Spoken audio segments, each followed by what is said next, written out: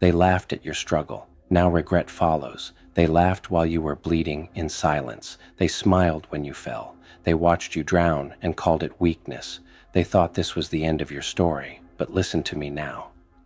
They didn't realize they were witnessing the beginning. You remember that moment, don't you? That exact second when the weight of everything crashed onto your chest, when your breath felt stolen, when the world went quiet, not because it was peaceful, but because no one was listening. They stood at a distance, safe, comfortable, untouched, judging. They whispered your name with mockery. They pointed at your pain like it was entertainment. They laughed, not because you failed, but because they hoped you would never rise again. And maybe, just for a moment, you believed them. They expected you to break. They expected you to stay on the floor where you fell. They expected your fire to turn to ash. They expected silence, surrender, disappearance. They thought struggle would crush you. They thought betrayal would end you. They thought loneliness would hollow you out until there was nothing left. They had a script written for your life, a small one, a quiet one, a forgotten one. But here's what they never understood. Pain does not destroy the chosen. Pain reveals them. While they were laughing, you were learning how to breathe underwater. While they were celebrating your fall, you were memorizing the shape of the darkness. While they thought you were losing, you were becoming something they could never control. At first, survival was all you knew. You woke up every day carrying invisible bruises, smiling when you wanted to scream, moving forward when your legs felt like glass.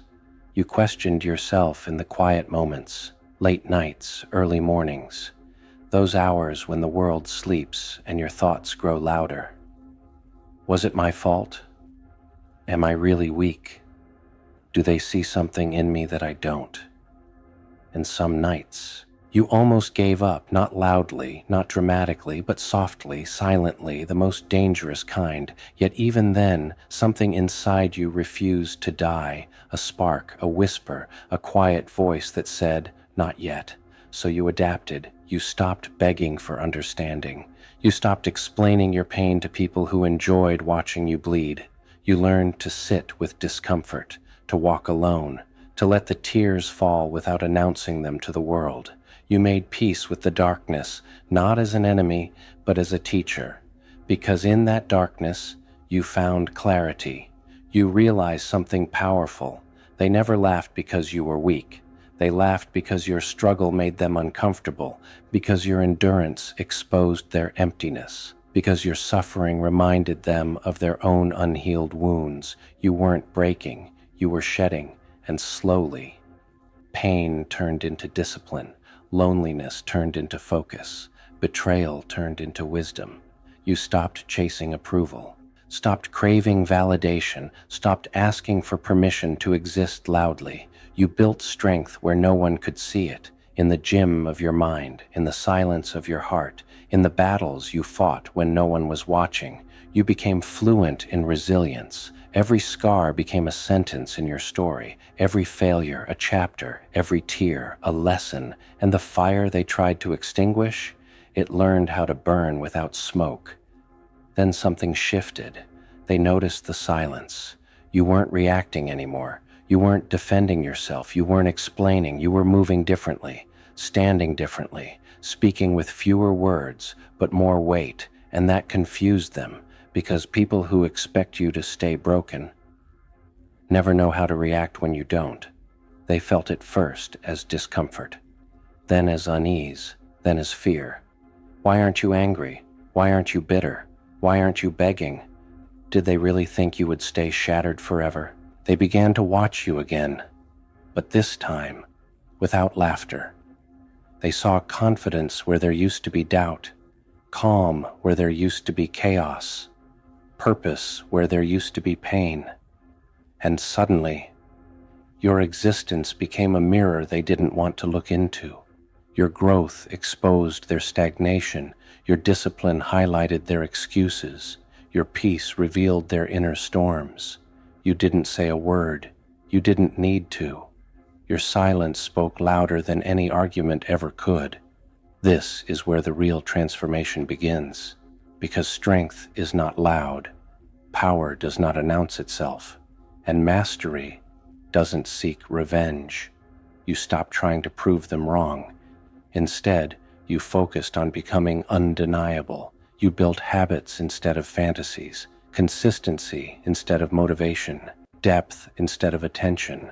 You learned that real confidence isn't about being seen. It's about knowing who you are when no one is clapping. And with every step forward, their regret grew heavier. They started remembering the things they said, the jokes, the doubts, the moments they turned away when you needed support. Now they watch you rise and something twists inside them because they know they were wrong. They know they underestimated you. They know they misjudged your strength. They know they laughed too soon.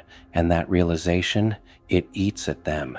You see, success doesn't shout. It echoes, and your presence now echoes in rooms you once felt invisible in. You walk with a calm they don't understand, a focus they can't interrupt, a confidence that doesn't ask to be noticed. You are no longer fueled by anger. You are powered by purpose, and that terrifies them, because anger can be provoked, ego can be manipulated. But someone who has found peace, they are unstoppable. You've crossed a threshold now. You no longer measure your worth by their reactions. You no longer shrink to make others comfortable. You no longer apologize for your growth. You've learned the ultimate truth, the greatest revenge, is living so well that their opinion becomes irrelevant. They may never apologize, they may never admit it, but every time they see you standing tall, they feel it. Regret. You wear your scars like a crown now, not because they don't hurt, but because you survived what was meant to destroy you. You've been forged in pressure, refined in solitude, sharpened by pain, and now you move like someone who knows their worth. You don't chase, you don't beg, you don't look back, because you've already outgrown the version of yourself they tried to trap you in. So let them remember, let them replay the moments they laughed. Let them sit with the weight of their disbelief. Let regret follow them quietly, relentlessly. You're not here to punish them. You're here to transcend them. And you have. Now hear this, and hear it deeply, if you are still walking through the fire. If the laughter still echoes in your mind. If the wounds are still fresh, keep going. Because one day, they won't be laughing. They'll be watching. And you'll be too busy living in your power to even notice. You didn't rise to be seen. You rose to be free. And that is something they will regret forever.